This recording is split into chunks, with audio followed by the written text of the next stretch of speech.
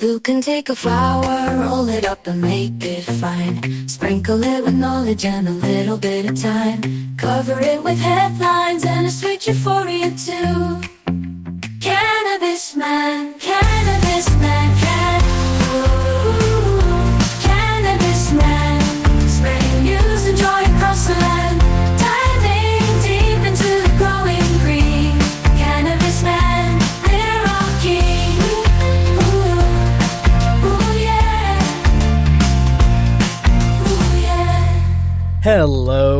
Hello, and welcome into another episode of the Cannabis Man Podcast. Thank you so much for clicking on the show. I'm your host, Don Kleppen. And if it's your first time here, welcome in. It's a show where we're trying to take a more journalistic look at all things cannabis. I'm a broadcaster in Chicago. I do news on the radio. You can hear me on WGN 720 AM. You can also hear me on a few other stations from time to time. And I'm a personal cannabis user of almost 20 years. I started in my late teens, around 20 years old, socially with friends who introduced me to it. Never tried the stuff in high school, never tried it in elementary school, though I had plenty of friends who did that. And when I did finally get hit by it, I loved the party vibe it gave me, but I also noticed things like it really helped me get to sleep at night, which was something I'd always struggled with. And so that, among other things like dealing with anxiety and stress, trying to think more creatively, or just reach an altered state that's not brought on by alcohol, or before or after exercising, through the years I have found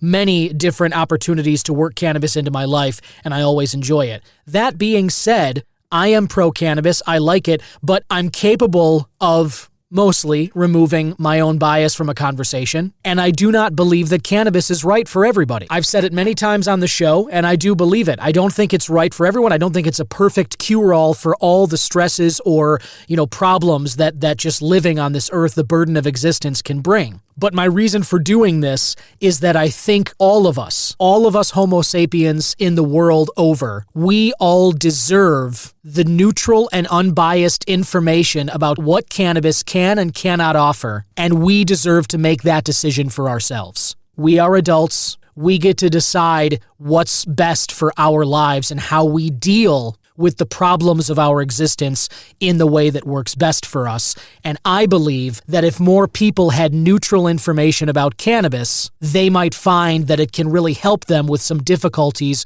they face in their lives as well. And so that's what led me to start this show almost 3 years ago now. I'm recording this January 23rd, and in February, it'll officially be 3 years since I started putting stuff out. And since then, this show has grown into a podcast which, according to Listen Notes, is in the top 10% of all podcasts around the globe, which at this count is around 5 million. And some other platforms like Good Pods have ranked this the number one indie news podcast, the number one cannabis information podcast, and a top 5 society and culture cast. So the support that I have gotten and the growth and engagement from people who are clearly interested in this topic and who are happy to have a show like this has been overwhelming to me, and I can't thank you enough. And on that note, if you haven't already, please leave a rating or a review for this show. However you're listening to this right now, Spotify, Apple, YouTube, wherever you get your podcasts, there's an opportunity for you to rate and review the show. Leave some comments, however many stars you think this information is worth. If you're listening now and you like what I'm doing, that really helps me out, as does subscribing so you never miss an episode. And please share it with anybody that you think might be interested in the topics I cover, the guests I speak with, or anything else I talk about on the show, giving perspective and all of that. I do like to share news stories on every one of these episodes. I like to go through various cannabis headlines throughout the week. I like to share my perspective on them, as well as give you the information that's out there, what we know and what we don't know. I also like sharing with you the latest research. I do product reviews and highlights. I want to tell you about people who are acting in the space and doing great work with new products, with new services, new experiences that all of us connoisseurs, or if you're just kinda curious, you get to experience that stuff too. And in that effort, I always like to bring an expert or somebody who's involved in the space on this show to have a conversation with. Every week I try and speak with doctors who are in the space, either treating patients or researching at universities, scientists looking to answer questions we still have about cannabis or try and find new information on the plant. I'll speak with entrepreneurs or business owners, people who have created products or services that we get to try in various states across the U.S. and in countries around the world. I'll also speak with politicians who are now charged in legal states and countries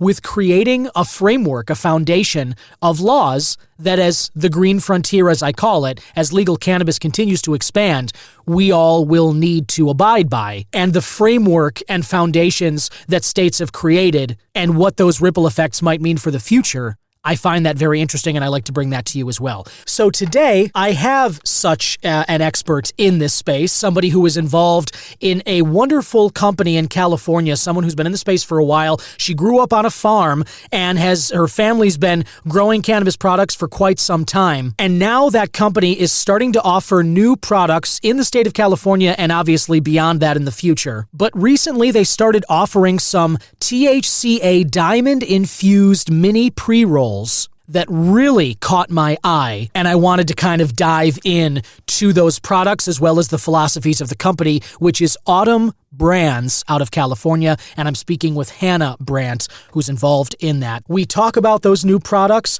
as well as the philosophy of the company that they don't use pesticides or any sprays on the farm of any kind. She talks about their year-round greenhouse grow operation. We talk about some of their other products that they offer. We touch a little on rescheduling, as well as the possible intoxicating hemp bans that are being considered around the country. California already kind of pushing ahead with that. That's a big issue here in Illinois right now, and both houses of Congress in the U.S. last year, in 2024, they both moved forward some legislation which would have effectively banned all intoxicating hemp products around the country. So this is currently a big battlefront in the cannabis and hemp spaces, and it's something that I like to follow here on the show. That conversation for you a little bit later in the show. If the conversation goes along and you find yourself with a question, or you want some more perspective explored, or you have an idea for a topic I haven't gotten to that you haven't heard on the show, or a guest you think might be good, there's a link in the description notes to text Cannabis Man. If you click that link and you write a message, it will get to the show. I will look at it and I will respond or follow up accordingly. I do want you to know that you are a part of this show as well. If you're listening to this, however that might be, if it's on your car speakers, if it's in your headphones, if it's just out of your phone, on a, public transit or a park bench or something. I thank you so much for checking it out and listening, and know that, even though I'm the one speaking into the microphone here, it's not just a one-way street. You are as much a part of this as I am, and so I want to hear your voice and opinion as well. Another way you can do that is on social media. You can follow the show at C-Man Podcast on Twitter, Instagram, and it's the Cannabis Man Podcast Facebook page and YouTube channel. I am starting to get out there on Blue Sky and LinkedIn as well, so you can find updates about the show in all those places. And so without further ado, let's get into this episode of the Cannabis Man Podcast. Hit it.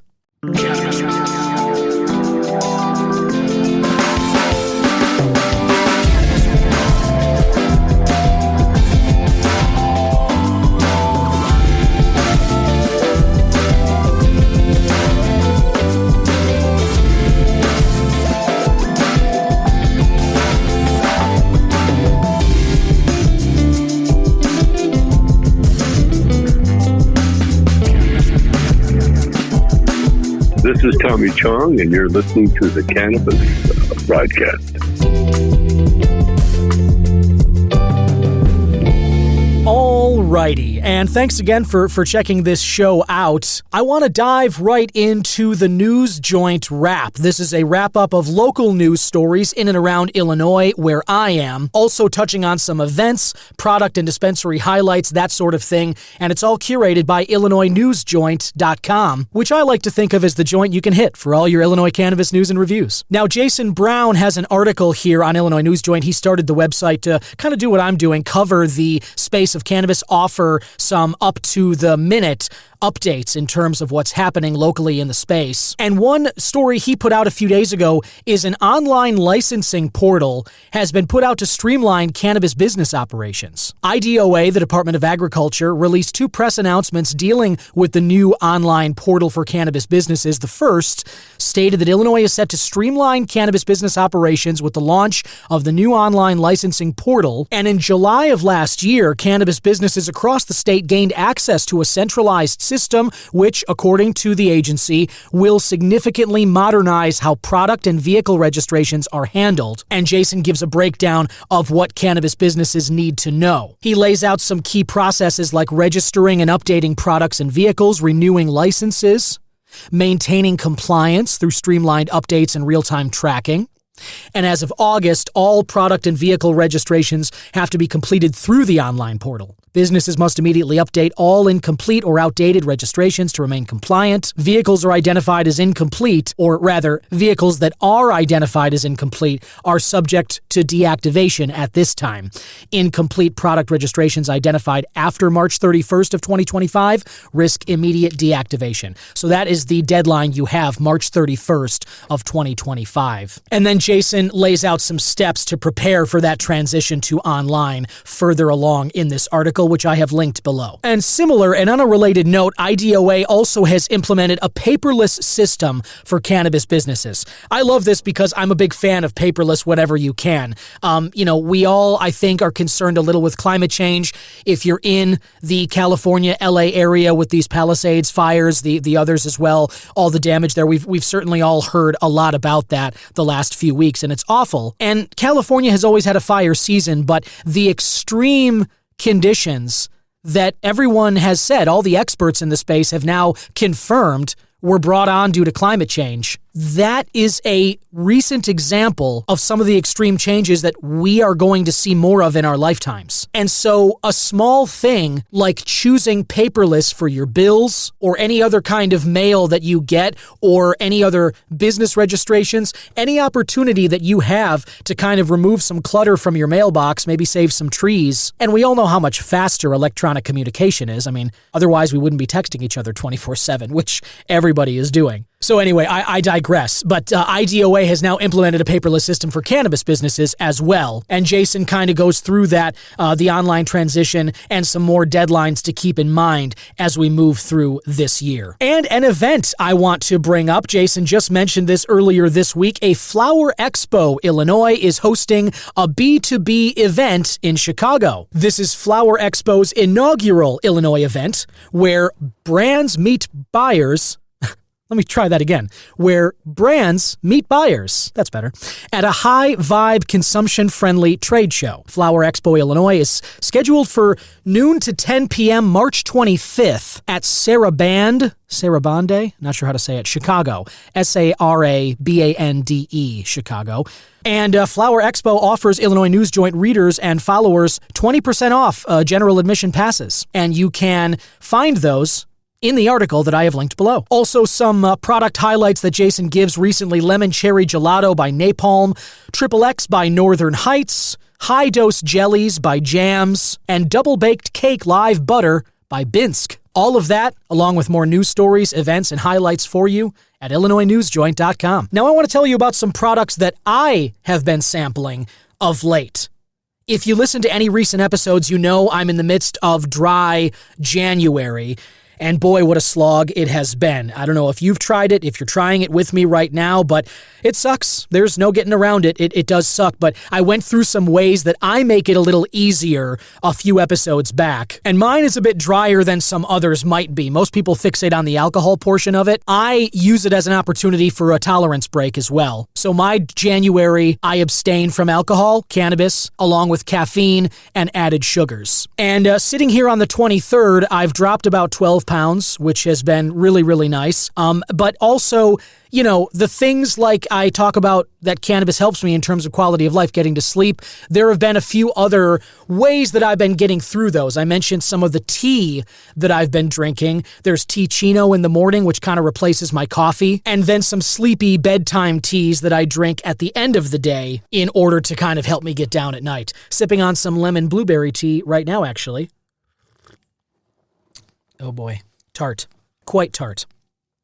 But there has been another leg of some of the products that I've been able to use that are not cannabis products, so I'm maintaining my abstinence from them, and my tolerance break is being fully reset. And by the way, 1 week from this Saturday, the 25th, I will be celebrating so much because that'll be February 1st. My wife Gretchen and I have a few plans in place on how we're going to celebrate. I've got my eyes on some products that I can't wait to get back into. It is going to be such a great day, such a great weekend. And that is part of how I get through this. You know, there are people I know interested in tolerance breaks, and they don't really know how to go about doing it. I always say start small. Start slow. Go with a day. Go with 3 days. Get rid of your supply and just kind of exist and try to do small journeys into the tea break stuff to start with. And then that's what I did. I did a 3-day break to start a few years ago. Then I moved it to a week, and then I moved it to, a full month. And so now I do these Januaries as well. So that's the 31 days of that. And I've done it for longer too. I've done a 6-week tolerance break. There'll come a time in the future, I know, when I might push it to like 2 months. I might try for a 90-day tea break just to do a full reset here. But there are a lot of benefits that I kind of went through in some other episodes, so I won't rehash them here. But there are a lot of valid reasons why people might want to do this. It's totally okay if you're somebody rolling around with a superhuman tolerance to cannabis. I think we all respect that. If you're just pounding indicas and sativas all day, every day, more power to you. I tip my cap to you, and I love it. For me, I just find where I'm at in my life right now, a tea break helps me get back to a low tolerance, and then therefore I'm not going through so much product. It's a little friendlier on my body as well as my wallet, and it's just something that works for me. But as I always say, you do you, but do it your own way. But what I want to bring up is there's another sort of branch of products that have been helping me get through this dry January. And I just have to say thank you and thank goodness for my friend George Moulton of Fungi products. If you haven't heard my interview with George, I put it out a few weeks back toward the end of 2024. And George is an entrepreneur. He's gone through a couple of different fields, but Fungi, which is his current venture, is a company that produces mushroom-based products. And these are non-psychedelic. As George and I talked about, these are like psychedelic adjacent, you might consider them to be. There are some tinctures that use lion's mane, that use cordyceps, that use reishi. There are so many different funguses that can really help, or fungi. And again, props on the name, George. It's fantastic. But George was kind enough to send me a handful of products that they sell at Fungi, and you can check them out at fungi.com. I have talked about their tinctures. There's a perform elixir as well as an empathy elixir, kind of a joy elixir. I've used both of those. I talked specifically about my experience with those in the past. But what I want to talk about right now are some fruit chews that he sent me. And there are 2 different ones, and they both occupy different spaces, and they both provide different benefits. The one I want to talk about at this moment are the social lubricant fruit chews. The ones I want to discuss right now are these social lubricant fruit chews. These are made with nature's empathogen, as the products say, 50 milligrams, 5% alkaloids, canna per dose, and it's an herbal supplement. As the back of the package says, and as George talked about, these are made with functional mushrooms and aphrodisiacs. This blend is the perfect way to start an evening or keep it going. Plays well with caffeine, alcohol, and other party favors. Now, I'm free of both of those right now, and I want to tell you this stands perfectly well on its own. The flavor of the fruit chews is tart, but not overly so. This isn't like a Warhead, if anybody remembers those. I will always remember my elementary school. There was like a black market of Warheads where we were all trading them amongst each other. The black cherries were the real cream of the crop. Those are the most valuable. There were like kids, we were so hooked on these things. There were kids that were like burning little holes in their gums and their tongues because they were just putting the Warheads on the same spots. Sour Patch Kids, anything that's like overly tart, these are not those. This is pleasantly tart. The chewing, the biting into it is pleasant as well. These fruit chews are made of pectin, not gelatin, and I've talked on the show before about what a difference that really makes. I love pectin-based gummies, and these fruit chews use that. The little containers that you get on the Fungi.com include 2 gummies, 24 calories for the serving of both, 6 grams of carbs, total sugars 1.5 grams. So not very much at all compared to plenty of other stuff that we're putting on store shelves now. Active ingredients, proprietary blend, 1,000 milligrams, organic cordyceps extract, organic guarana extract, and canna, 50 milligrams. And then there's some other ingredients listed on here too. The reason I want to bring these up is because these have just been stellar for me when I maybe reach a part of my day that I normally feel a little bit of a lull, or that I would turn to cannabis for, to kind of get me to pick back up or to turn a little creative, to alter my state in a way that I want to.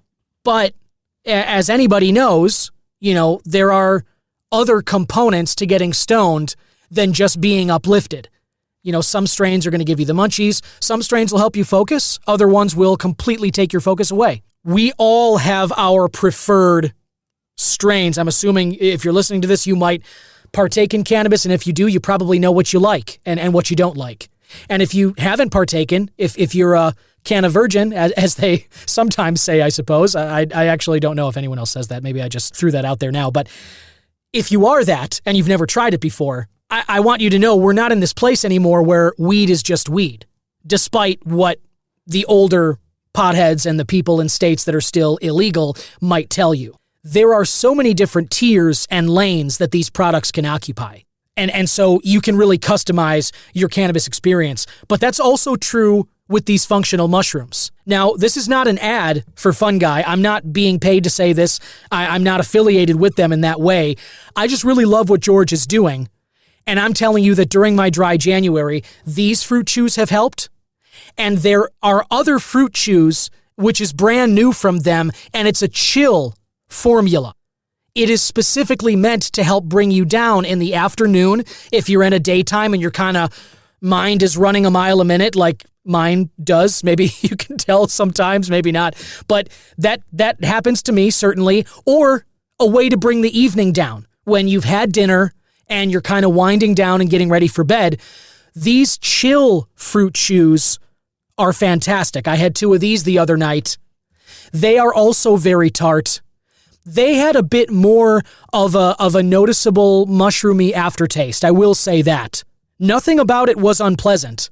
I enjoy both of these fruit chews, but just strictly taste-wise, I think the Nature's and Pathogen, the social lubricant fruit chews, taste a little bit better. Both are made with pectin.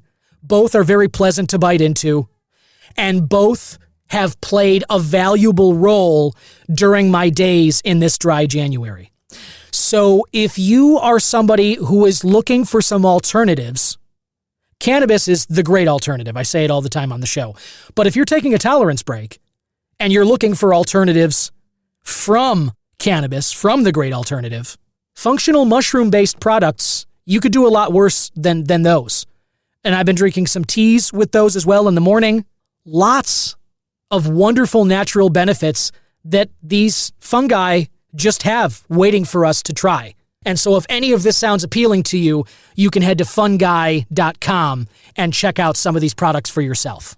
Listener, welcome back. My guest today has a very interesting product that is out now, and I'm very excited to talk with her about it, as well as the brand that she has started here and that she is working with. There are, I talk a lot about legal cannabis products, and there's a lot of exciting things going on in the space of legal cannabis, and one of those are the innovations in the product space. You know, I'm a big fan of talking with entrepreneurs and business owners who create goods as well as services or experiences that we connoisseurs, or even if you're just canna-curious, get to experience now in legal states. And one of those states, California, is getting a great new product on its store shelves. And these are THCA diamond-infused pre-rolls from Autumn Brands. And I'm really excited to talk with the co-owner and chief sales officer of Autumn Brands, Hannah Brandt, about these innovations and the new product. Welcome, Hannah. Thanks for joining today. Thanks for having me on today. My pleasure. So I like to start these just by getting to know you a little bit. Tell us about, yourself and your journey into the cannabis space. Yeah, so I grew up here where the farm is in Carpinteria. The farm's been in my family since before I was born. My dad moved out here and purchased it for cut flowers when he came over from Holland. And so I kind of always grew up in agriculture. I got a degree in nursery and plant production. And so kind of the ag side was always a big part, but now I've transitioned into, co-owning Autumn Brands with my dad, my brother, and our CFO, Autumn, and really transitioned more into the sales side and product development. So yeah, coming out with new products is always interesting. You don't want to flood with a lot of things that are already out there, but really focusing on what our consumers and people are asking for. And that's kind of where this next chapter of the diamond-infused pre-rolls came along. Wow. Hannah, that is so interesting that your company is made up of a lot of family members in the cannabis space here. That has to be such an interesting dynamic. Yeah, as a kid, my brother and I would help out in the flower greenhouses, cut flowers. But now working alongside him, having a desk next to each other every day here at the farm is a pretty special environment to be in.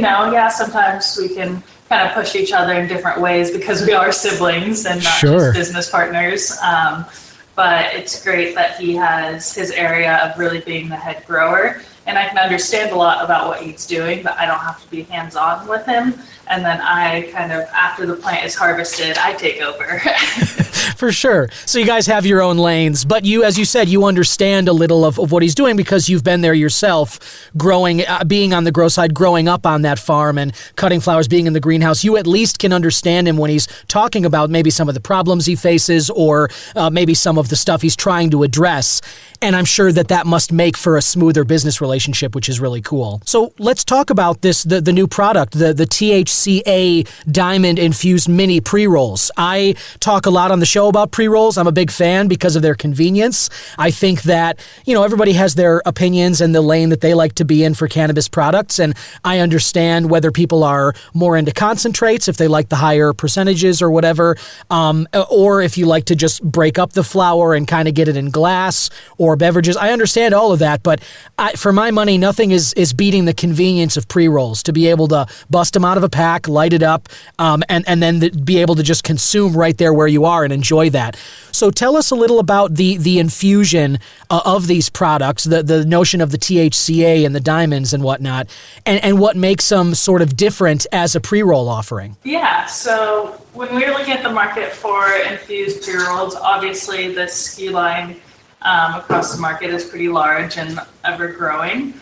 We're kind of seeing and hearing from our consumers that they're looking for something that elevated a bit higher in the THC category. Even though we're in the 20s, they wanted, we smoke and we get more adapt to it and we want something a little bit higher. And we make HTE oil for our wellness products, and a byproduct of that is these diamonds. And so we were like, okay, well, these manufacturers are already creating these diamonds from our pesticide-free oil. Why don't we look at, how can we use our own team and our full flower to create some more pre-rolls and infuse them with those instead of getting complicated with oil, because sometimes with oil and homogenizing it with the flower can be difficult and tricky. Sure. THCA diamonds being more of a powder form, it's a lot easier to homogenize and make sure that it's consistent throughout all the packs and all the pre-rolls and all the flour. We also do 100% flour ground up in all of our pre-rolls, and we're very particular in how we make our pre-rolls. So we actually used our own team and we partnered with a manufacturer locally that's like 15 minutes away from us. And so we drove our team to his manufacturing so that they're the exact same pre-rolls we make here that are not infused. Made there, because we still use a future roll knock box and hand weigh and hand finish every pre-roll. That's fantastic because, we, as you said, there were a lot of SKUs there and there are a lot of pre-rolls out there, in California as well as in other legal states. So I think that the the exploration and kind of how to stand out, I think that's a great sort of direction to take for you guys. But the attention to detail that you just kind of spelled out there that you guys are bringing to your pre-rolls in particular, hand rolling them, making sure it's 100% flour. A lot of companies just do the mass producing style where they grind up the whole plant and you get bits of stems and leaves and other things that end up in those pre-rolls. I think a lot of people would be really interested to hear that it's 100% flour. I think that's really great. But you also touched on something else important, which is the pesticide-free portion of that flour. We've, those of us covering the space, the issue of pesticides has become kind of a large one because these MSOs, the big operators across multi-states, if they're not putting that kind of attention to detail into what they're putting out on dispensary shelves, sometimes people are getting things in their bodies that they don't necessarily realize they are, and making the effort that you guys do at Autumn Brands to be pesticide-free, as well as the hand rolling and other things, that must really make for a noticeable change in experience for the end user, yeah? Yeah, we get a lot of feedback about our products not causing people to cough after smoking, which can be pretty common.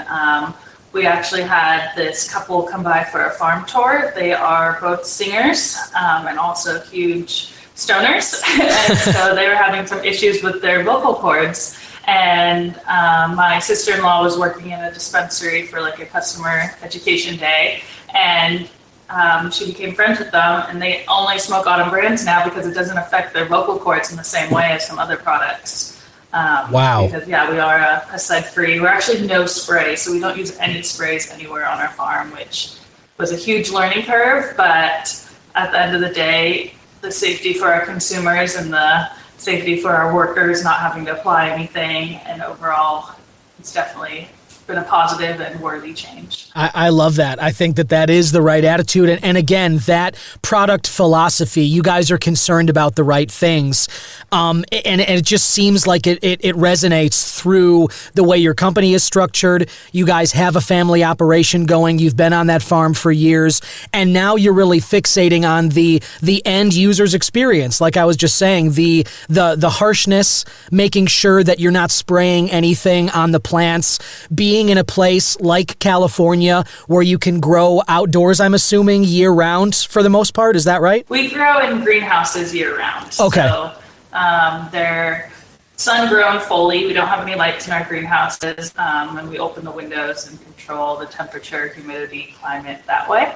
And being in Carpinteria, we have such a great microclimate for greenhouse growing that, it's been very successful with limiting our toolbox on the chemical side of not spraying, but then being in a position where this crop from flowering to harvesting is, only about 2 months. So we're really able to mitigate any issues that way. I'm looking here at a press release from Autumn Brands. Aside from these THCA diamond-infused mini pre-rolls here, I notice you guys have some other cultivars. It looks like having to do with, there's blue limonene, I'm guessing like a terpene kind of vibe there, or at least like getting into that. Can you talk a little about the other products that you guys offer and sort of what space they might occupy for people who are looking, for new products to try? Yeah, so we offer a plethora of different sizing in our flower and smalls lineup. So our classic is the eighth, so that's our 3.5 gram jar. Definitely one of our longest SKUs and was the first SKU that we put out on the market in 2018. From there, we made our 14 grams, our half ounce smalls jar, so quality hand finished smalls. Available in pretty much all of our strain selections as well. And then more recently, about a year ago, we launched our 7 gram mediums is what we call them. So they're kind of those in between. You don't want a full amount of mediums in like a big jar, but they're kind of a lot larger than the smallest jar.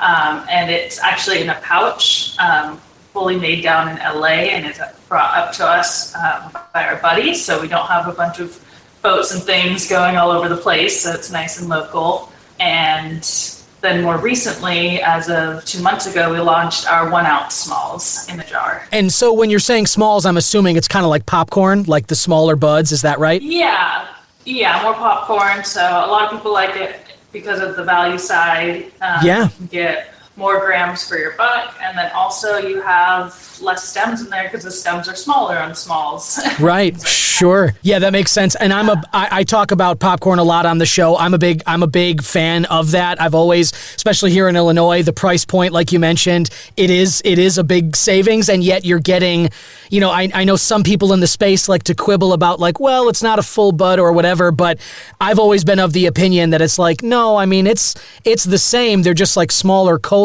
or whatever. And so it's like the same weed, but it's just smaller buds. So it's like, for my money, it's the same stuff. You're just able to get it for cheaper because the nugs are a little bit smaller, yeah? Exactly, yeah. And then on the pre-roll side, we have our 6-pack, which is 3.6 grams total. And then we have our 10-pack non-infused, which is 10 of the 0.36. And then we have the diamond infused minis. And we went with the minis for the diamond infused because we didn't see a lot of options of infused pre-rolls that were in the smaller size and higher quantity range. And a lot of times, I mean, for me, I don't really like relighting my half-gram pre-roll that I did finish the night before. For sure. I like getting a fresh one and having that terpene profile be fresh. And so, it's kind of more of an option to share it with one other person, or if you, are more newer to smoking, share it with a couple people, but you can finish it and then relight a new one the next time you need one. Yeah, no, I love that. It's one of the convenience we already talked about of pre-rolls, but that small size that you're talking about, when we're talking about 0.3 or a 0.5 gram pre-roll joint, that I'm right there with you. I'm not somebody that likes to kind of put these out and then relight the next day.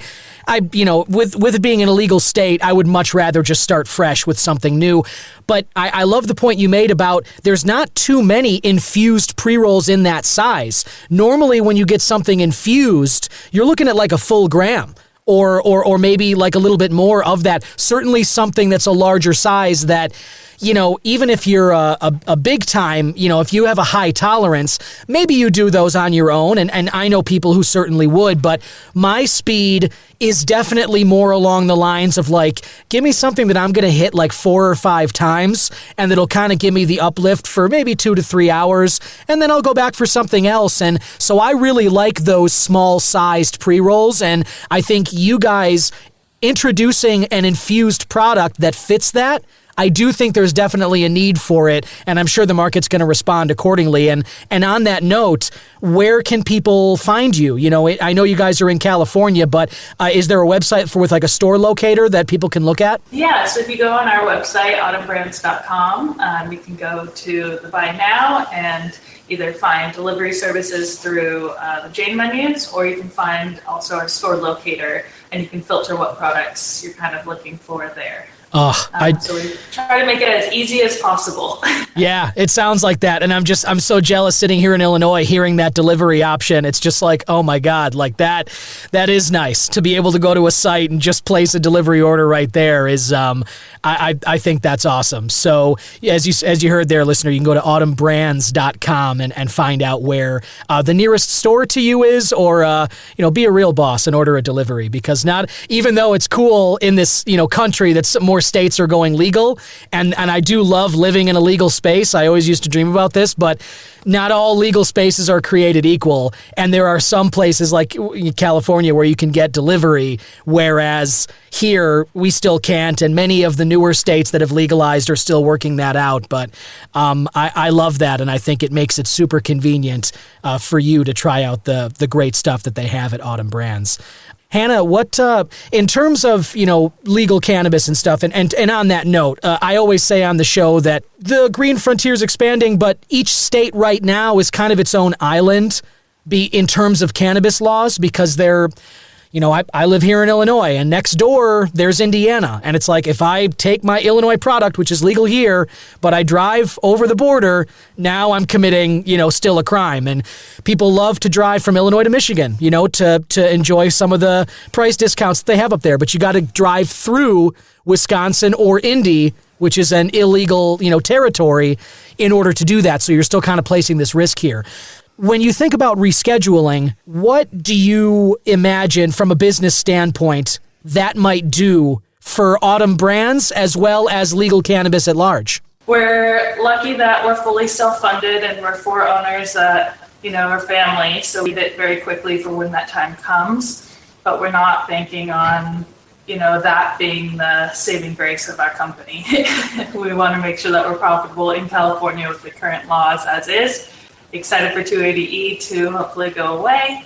And then, as interstate commerce comes, I think it'll be a state-by-state thing, and there will be new taxes and new regulations. But we are with a really great distributor, in my opinion, the best distributor in California on their curated menu.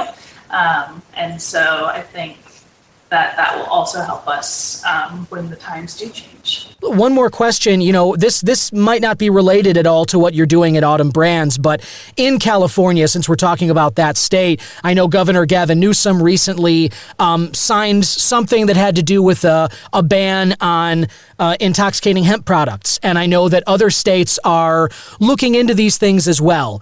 And I think that we had a representative here in Illinois who proposed this to the House of Representatives and wanted to do it statewide as well as take it in sort of a national, countrywide ban on these things.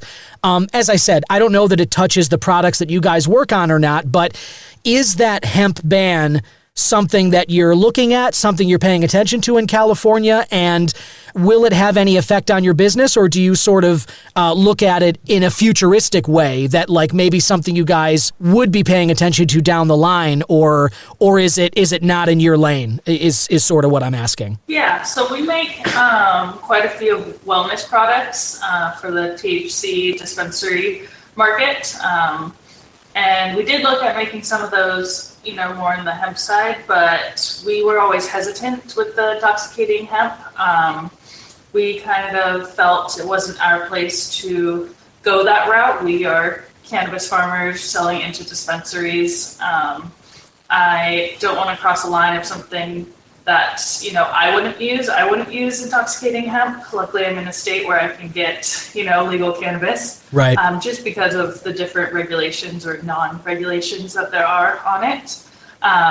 For us, it didn't change anything because we didn't have any of those products in the making or have any of them in the market. But, I know manufacturers that do both cannabis and hemp, and now they can't manufacture their intoxicating hemp and ship it out of state because they can't manufacture it here anymore. So it is hurting some businesses. I think it's better for the rural consumer because at the end of the day, there's regulations in what you can and can't have in products and dispensaries, and there's regulations in how to grow and how to manufacture. And once you go into the intoxicating hemp world, there aren't any of those safety measures. And yeah, it is also competition for me.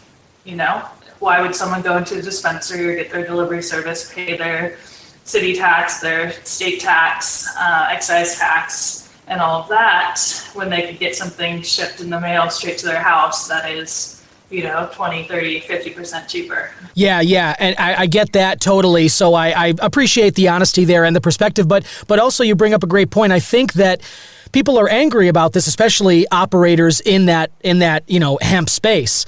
A lot of them, especially who operate in multiple states, I know they've been paying attention a lot more closely to this, and I've had some of them on the show, and they make the argument that it's like, well, it shouldn't be interfered with, it's a free market, whatever kind of a thing. And a point you just made is one that I've made as well, which is to say that you can't pretend that there aren't bad actors in that space. The fact that there's no regulations means that there are people, there are responsible hemp product makers. I'm not saying that there aren't, but at the same time, it's also true that there are bad actors. There are irresponsible people, some of whom are designing their packaging to look like legitimate products like, Oreos or Sour Patch Kids or whatever. We've seen these news stories in different markets around the country. So to pretend like there aren't bad actors in the space is just disingenuous. And I do think that the politicians who are enacting these bans or considering them, I do think that that's part of the top of mind for them. They're coming from a place of wanting to be safe and responsible. And honestly, as we're moving away from this prohibition and trying to normalize cannabis, I'm on board with that too. You can't want to normalize something and make it more of a readily available part of our day-to-day lives in the legal part of society, and also just let people treat it like the Wild West and disregard nutrition labels and not have to abide by the same strict production laws that anyone who wants their stuff on dispensary shelves has to do. I'm right there with you. I think the responsibility and safety angle is really the most important one, and I do think that that's part of why these bans are being enacted in different states, and I'm sure more will after California too. Yeah, and I mean, it is, part of it is sad because there are some companies doing some really great stuff in that hemp space and making products that, you know, is medicine for people that don't necessarily live in the state that that brand is from. And so there is a hard part that, you know, some of the good guys are being pushed down with the bad actors, but at the end of the day, yeah, you can't do it all sometimes. Yeah, and like I said, I think this is just, there are people in the space who are upset with regulations at large, but this is the dance you have to do to become legal and normalized. If you want to be able to go into dispensaries and have cannabis be a part of our regular lives, there have to be nutrition labels, there has to be accountability, there has to be people who are overlooking the process and making sure it's all safe and having mechanisms to take action if it's not. That's all a part of going from the Wild West of only a black market to the daylight of legality and normalcy, and hopefully killing the stigma around cannabis so that more people can enjoy it and enjoy the quality of life improvements that it can offer. And if you're looking to do that, listener, in a fun new way, the THCA diamond-infused mini pre-rolls from Autumn Brands are available in California, and you can head to autumnbrands.com to find out where those are, or just, like I said, place a delivery order and have them show up at your door, because that sounds like a wonderful experience that I'm still waiting to have. But in the meantime, Chief Sales Officer and co-owner of Autumn Brands, Hannah Brand, thank you so much for stopping by today and just kind of sharing your perspective and talking a little about legal cannabis. Yeah, thank you again for having me, and it was a joy to get to talk about our new product and some other things going on in the industry. And there you have it, listener. I want to thank one more time my guest, Hannah Brand of Autumn Brands. Really great perspective there. And like I said before, I think their philosophy on their products is just fantastic. You want that kind of trust to be placed in the cannabis you can be putting in your body. Next time I'm in California, top of my list of things to try are these THCA diamond-infused mini pre-rolls. The idea that you can smoke these and your voice box, your esophagus, isn't as tortured as some other pre-rolls and smokables would make it is extremely appealing to me. You know, I don't just do this podcast. I do voiceover stuff, talk my wife's ear off all the time, sing to my daughter to try and get her to sleep. There's a lot that I use my voice for, some good, some bad. I try and fight for good, but, you know, everybody's a mixed bag, I suppose. Point being, I love the idea of their approach to no pesticides, no sprays on their farms, and making sure that what goes into these pre-rolls, all of their pre-rolls, is flower only. I have a hunch, if you're like me and you've tried some of the pre-rolls from MSOs, I know you've gotten some harsh ones. And you know, that's not just to sort of, I don't want to disparage them only and specifically. There are plenty of companies that, depending on how it's rolled, depending on what the wrap is made of, depending on what goes in the joint itself, we've all had a harsh pull of something. Blunts, joints, you name it, whatever you're smoking on. Even if it comes through water, sometimes you're hacking up a lung afterward. It's really nice that Autumn Brands takes that kind of care and makes that kind of effort into keeping their products less harsh, smokably, than some of these other ones. So I love that, and I mentioned you can head to autumnbrands.com to find a store locator near you. And I want to run through some headlines in the cannabis space here real quick from this week. The first one, I spoke at length about this. I wrote about it, I should say, on the Weekly Chronic, which I didn't mention at the front, but it's a newsletter that I started back in October. It's kind of a companion piece to this podcast. I talk about news stories that I don't get to cover on these episodes. I also do some different product reviews. I share my perspective on news stories. I do a deeper dive into one. And then I also share my Lit Reads segment, some books that I go through. I'm a big reader, and I want to encourage everybody to continue reading, whether you're a fiction person, audiobooks are great too, or nonfiction, whatever your jam is.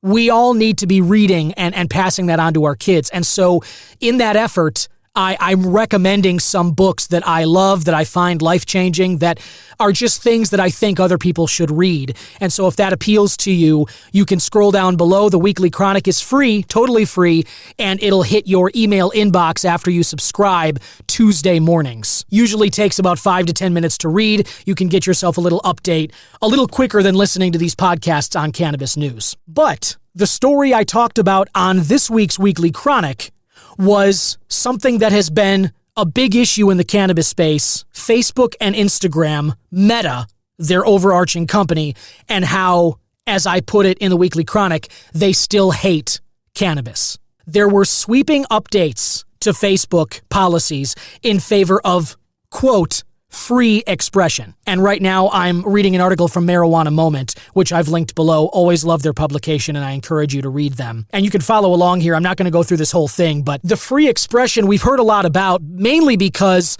this was also Inauguration Week. And now President Trump has officially occupied the Oval Office again. And the big news from Facebook's policy changes was that they're going to stop political fact-checking. And that made a lot of headlines. But what I want to focus on is that these policy changes in favor of free expression, again in quotes, have completely left cannabis out in the cold. And what do I mean by that? What I mean is that if you have a cannabis account, whether you're an influencer, a business owner, or somebody trying to educate like I am, Meta's properties, Facebook and Instagram, will still happily ban your account. They will still restrict your reach. They will squash the algorithm from lifting your posts the way they do for other businesses and other industries. That is an incredibly frustrating development, especially when Zuckerberg is going on Rogan and telling everyone that this is about, reversing censorship and being free to express. Well, not if you have any opinion about cannabis, apparently. And, maybe Zuckerbot, as I sometimes like to call him, because he just look uncomfortably like an android. But maybe if he gets his human update or something, maybe you would understand the nuances there, that if you're in favor of free expression, you should be in favor of letting people discuss cannabis. So that was something I dove into on the Weekly Chronic. You can check out this week's issue of that below. On better news, though, and the former administration, I mentioned Inauguration Week, former President Biden, now former, toward the end of his time in office, as a matter of fact, this article I'm reading right now came out January 20th. So on Inauguration Day, this is from businessofcannabis.com. I have linked this below as well. The headline here reads, Biden commutes nearly 2,500 nonviolent drug sentences in a final act before Trump inauguration. This was written by MJ Biz Daily, so that's where this Business of Cannabis got it. Another great publication. But these were offenders locked up in federal prisons. And there have been, I've mentioned it on the show, and God knows there have been plenty others in the space who have been clamoring for former President Biden to make good on his campaign promise to get people sitting in jail cells related to cannabis offenses, again, nonviolent being the sticking point there, as these were. But people have been screaming for him to actually do that. And on apparently one of his last days in office, that's exactly what he did. Now, I try not to make this an overly political show. It's impossible not to talk about politics because of how they relate to cannabis and the laws that we all have to kind of deal with related to those. But that being said, people might feel how they do about former President Biden. You're entitled to that. Everyone's entitled to their opinions about everything. But for my money, that is a huge, huge deal. And I believe he should get credit for that. Did it take too long to do? Yeah. I mean, what related to cannabis hasn't taken too long to do? We're sitting here in 2025. We are approaching 100 years of this prohibition, back to 1937. And yet, we're still working uphill to even try and get these conversations out there. I freaking work in media. And I had to start my own show and go independent in order to have these conversations and interviews and put them out there for you. And me and everybody else who's trying to do this is still getting squashed on most social media platforms and everything else. This is an uphill battle to just simply try and undo all the stigma and brainwashing that came from last century's propaganda. And so I'm giving credit to former President Biden for following through on that element of a campaign promise that he was able to do via executive order. He didn't need anything from Congress. He didn't need anybody else to approve it. And that's 2,500 Americans who are now out of jail when they sat in there for God knows how long, and their only crime was relating to cannabis. Maybe it was selling it, growing it, whatever, smoking it. But these people were nonviolent, and they were in jail for who knows how long. And former President Biden made good on a promise and got them out. So it's a short article. I've linked that below too. Check it out for yourself. Let me know what you think. Like I said, text Cannabis Man. I'd like to hear your opinion about that as well. Another news story that I thought was a good one. This is from Leafy in the UK. Cannabis to be used as late-stage dementia treatment in a first-of-its-kind study. This was published on January 20th as well by Kevin Deneen. Researchers hope cannabis will provide comfort to patients living with late-stage dementia in a first-of-its-kind study. This is out of the University of Kentucky, UK, oddly enough, different UK. But scientists from there are set to embark on a groundbreaking study which will explore the benefits of administering cannabis-based medicines to patients living with late-stage dementia. Care providers are restricted by the small number of treatment options available for controlling the symptoms of late-stage dementia, such as agitation, fear, and distress. Anybody who has ever cared for an elderly relative or somebody you love who goes through this stuff, it is awful. It is the epitome of negative quality of life stuff. And it's extra heartbreaking because it's right there often at the end of their lives. And so it's awful to see. And it puts extra emotional distress on the patients as well as their families and caregivers. And so here, again, possibly comes cannabis, which can provide maybe, we'll see what this study finds out. I'm willing to go ahead and jump ahead and guess that they are going to come out positive in favor of what cannabis is able to offer these late-stage dementia patients. But I'll reserve that, and I will bring to you the results of this study once they become available. But this is named the Libby study, Life's End Benefits of Cannabidiol and Tetrahydrocannabinol, CBD and THC. Libby is also the name of a patient who had late-stage dementia. It was the story of her family's struggle to find alternative treatments to the antipsychotic and sedative medicines Libby was being administered that inspired this research. So, love that. If you want to find it out for yourself, I've linked this article below, and you can check out the Libby study, Libby. You can just search that in whatever browser you like. But this is one of those excellent developments that I think cannabis can really help with. One of the studies I'm glad that we're doing. And then on a mixed bag to end this sort of news wrap up here of headlines, there's a Forbes article put out by Javier Hasse, Hasse, January 19th of this year, so Sunday. The headline is World's Largest Tobacco Company Continues Silent Entry into Cannabis.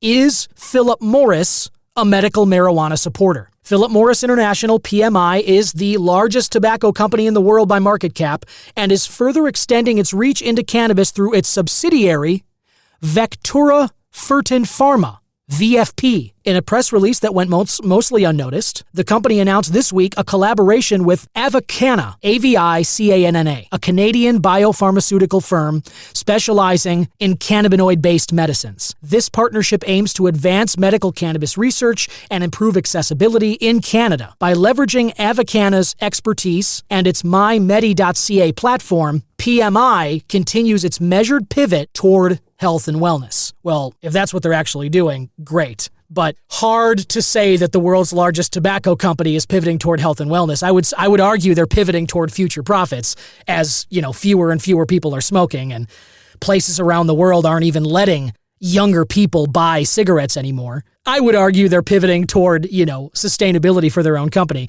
But hey, if health and wellness is a intended or unintended benefit of that, then great. And as I've talked about on the show before with various guests, the resources of the world's largest tobacco company, their money and their connections, all of those resources might end up being a net positive for cannabis in terms of research, funding, the products that come out of it, the accessibility for patients right now in Canada, maybe future in the US and other countries. So, as I said, it's a mixed bag, but I know that headline of Philip Morris and medical cannabis might make people a little queasy. You might feel differently about this. And I've linked the article below. Check it out and let me know what you think. Text Cannabis Man at that link or reach out on social media. Tell me what you think about this story. But either way, we have reached the point in the show where I like to try and uplift us all a little bit after going through some of those news headlines, which I felt are mostly positive this week. But even still, it is time for the haiku. And my friend Reg Kiefer steps in front of the mic to read this platform after a nice hit from a lovely bong. And it's just a nice deep breath at the end of this show that I think we can all kind of settle on together and move forward in our days in a more zen fashion. Take it away, Reg.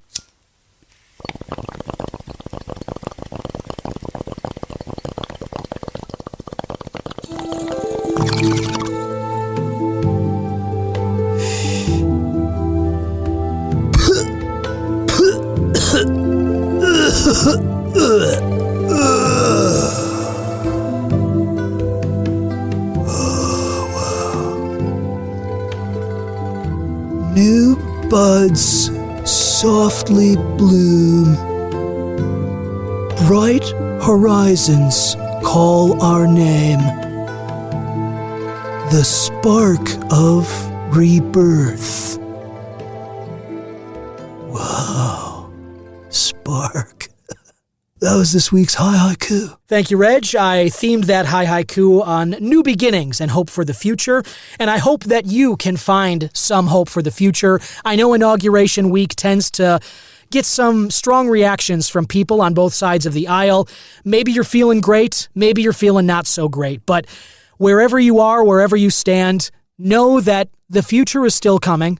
Life is still going to go on. It always does. And what matters at home, these things matter nationally, and certainly the globe looks to America to see what they're doing, but that stuff ultimately is still far away from what's happening in your home with you and your family and yourself. And the thing to focus on is spend time with people that you love, that you care about. Send somebody a text that you haven't talked to in a while, but maybe you're thinking about them. It can be scary to reach out to an old friend or an old acquaintance. There's pressure there. I get it. I've done it, and there's something about it. You'd think that it's not hard because of the water under the bridge, but something about it when you haven't talked for a while, it seems like there's all this pressure. I'm telling you, it's always worth it. You'll never regret it, and your future self will thank you.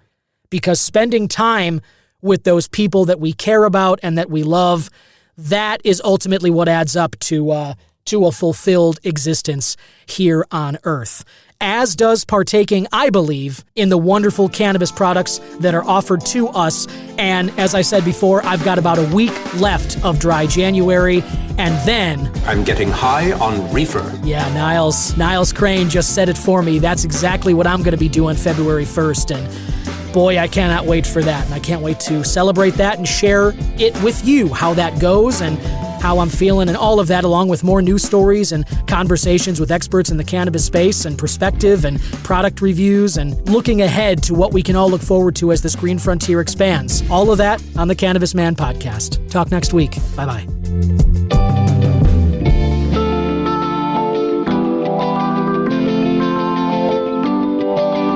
Cannabis Man is 100% originally crafted by myself, Don Kleppen. Original theme music written and composed by Yusu Kim, aka Good Son.